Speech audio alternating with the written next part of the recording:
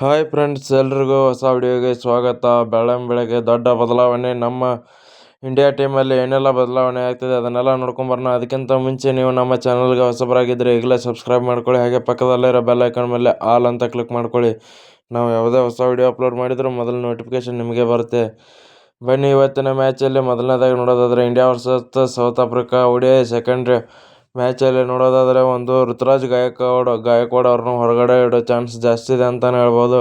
ಯಾಕಂದರೆ ಕಳೆದ ಮ್ಯಾಚಲ್ಲಿ ಕೂಡ ಅವರ ಬ್ಯಾಟಿಂದ ಅಷ್ಟೊಂದು ರನ್ಸ್ ಬರಲಿಲ್ಲ, ಹಾಗೆ ಅವರು ಫಾರ್ಮಲ್ಲಿ ಕೂಡ ಇಲ್ಲ. ಈ ಕಾರಣದಿಂದಾಗಿ ಅವ್ರನ್ನ ಹೊರಗಡೆ ಇಡೋ ಚಾನ್ಸ್ ಜಾಸ್ತಿ ಇದೆ ಅಂತಲೇ ಹೇಳ್ಬೋದು. ನೆಕ್ಸ್ಟ್ ಮಿಕ್ಕಿರೋರು ನೋಡಿದಾದರೆ ರೋಹಿತ್ ಶರ್ಮಾ ಆಗಿರ್ಬೋದು, KL ರಾಹುಲ್, ವಿರಾಟ್ ಕೊಹ್ಲಿ, ಯಶಸ್ವಿ ಜೈಸ್ವಾಲ್, ಇಲ್ಲಿ ಏನೂ ರಿಪ್ಲೇಸ್ಮೆಂಟ್ ಇಲ್ಲ ಅಂತಲೇ ಹೇಳ್ಬೋದು.